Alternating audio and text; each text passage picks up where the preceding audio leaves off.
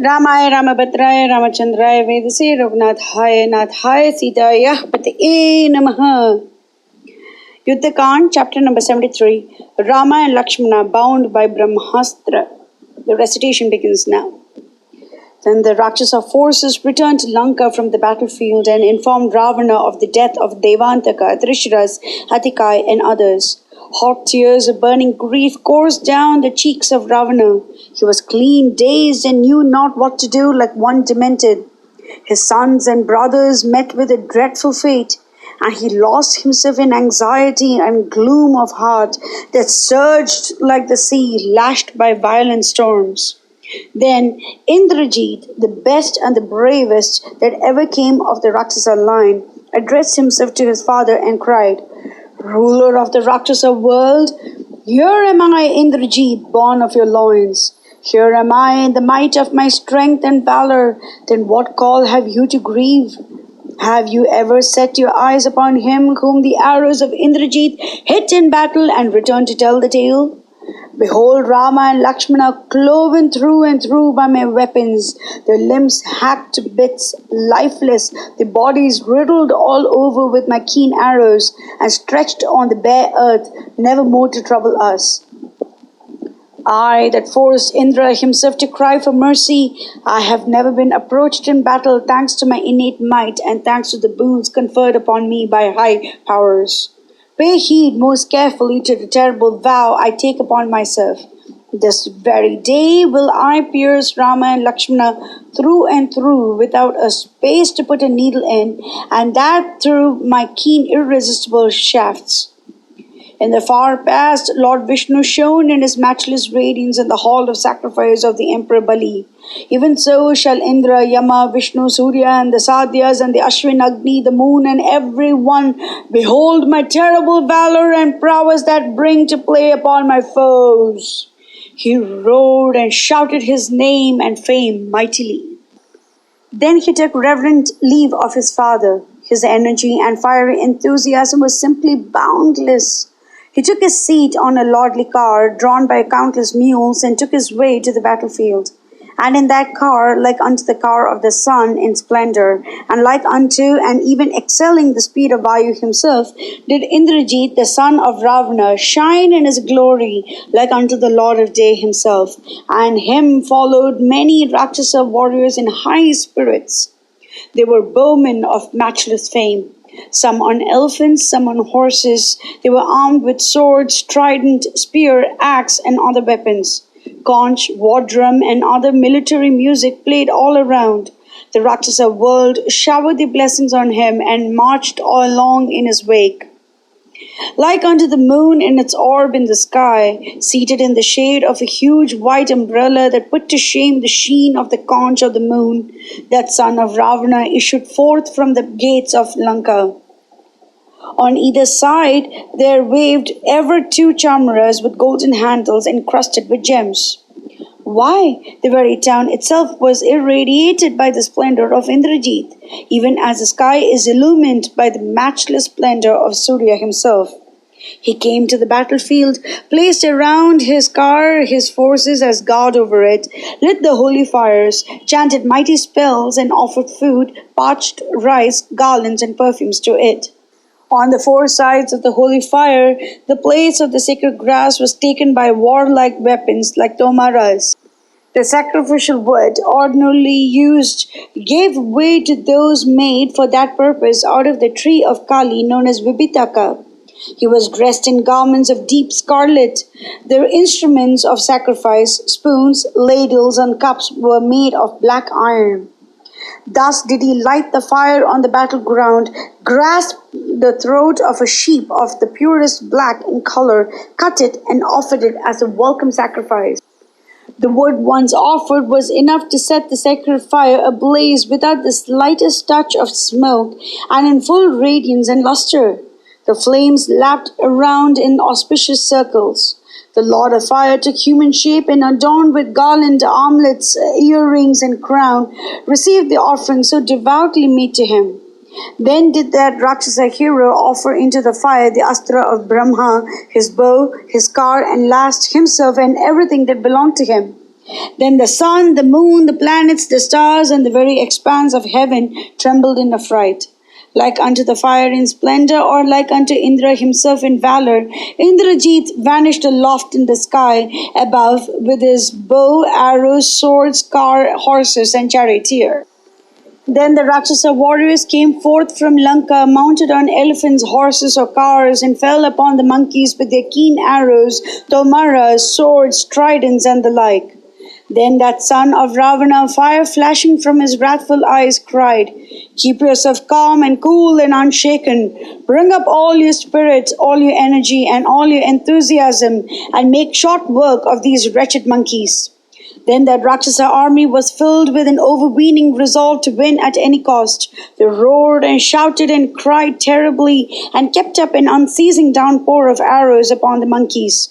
Indrajit, on his part, and his Rakshasa warriors struck down large bodies of the monkeys with their shafts of various kinds, nalika, naracha, and the like, clubs, bars, tridents, and grew more and more furious.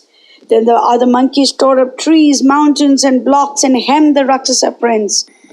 But Indrajit, who never knew what it was to go back in battle, waxed wrath and grew more and more in strength and luster. With one arrow he struck down huge bodies of the monkeys, 5, 10, 15 at a stroke. The Rakshasas shouted in joy thereat. The arrows, shining with the luster of the sun and bound with precious bands of gold, clove the bodies of the monkeys, and, powerless to bear the torture and agony, their pride and haughtiness were destroyed. They lost their desire and eagerness for the fight. And, like unto the Asuras routed in battle by the gods in the far past, did they take to flight in all directions. But some monkey heroes resolved to deal death to Indrajit, who shone like the sun in the full halo of his rays through his arrows, fell upon him from all sides and kept up a dreadful fight with him. But they would never stand before him even for a moment. Their bodies hacked to pieces, torrents of blood coursing down them. They were clean bereft of their senses, and dazed and confused, they took to flight as best as they could. Then they resolved to offer in the service of Lord Rama their strength, their power, their valor, and their everything, even life itself. And so the monkey heroes came back to the battlefield with blocks, mountains, and trees in their hands. They closed around Indrajit and kept up a terrible deluge of stone over him. But he made short work of it in a moment and pierced the bodies of the monkey hosts with his keen arrows. 18 for Gandhamadhana, 9 for Nala that was at a distance, 7 for Mainda and his vitals, 5 for Gaja were quite enough. Beside himself with wrath like unto the fire of dissolution, he hit Jambavan with 10 arrows, Nila with 30, Sugriva, Rishaba, Angada, Dvivida, and other monkey warriors with many a shaft, terrible of might, that he won as rare boons from various powers. They deprived the monkeys of their senses. He discharged most skillfully the arrows that shone like the sun himself, and they fell on the monkey hosts with the speed of thought and troubled them sore. Lashed by the ceaseless downpour, dazed and deluged with blood, that monkey hosts were a source of boundless delight. Then they kept up the torrent of terrible shafts and weapons and caused his enemies unspeakable agony and torture. He plunged into the countless myriads of monkeys before him, leaving his troops far behind. Invisible to all his foes, and like unto a surcharged cloud, he let loose upon them his arrowy deluge. The monkeys were cloven in their bodies through the speed and force of the arrows. His magic arts of illusion kept them senseless and confused. They howled most harshly, and like lofty mountains struck down by Indra, they measured their length upon the earth, covering it with their huge bulks. They but knew that the keen shafts fell upon them, but they could not have a sight of the Rakshasa hero that lay behind them. The prince hid from view all the quarters with arrows bright as so many suns. The sky and the earth were wiped out of sight. The best and the bravest of the monkeys cried in despair and fear. Trident, Shakti, axe, and other weapons blazing with sparks and flames. His weapons were whirled aloft and brought down by the monkeys, rendering them utterly motionless. Those arrows, like unto tongues of fire, went clean in their bodies and caused torrents of blood to burst. The monkeys, huge of bulk, gave the appearance of a large shimshipa tree in full blossom. They clasped one another in fear, cried harshly, and fell upon the earth like some who looked above were hit on the eyes. Some, utterly powerless to escape the arrows, fell upon one another.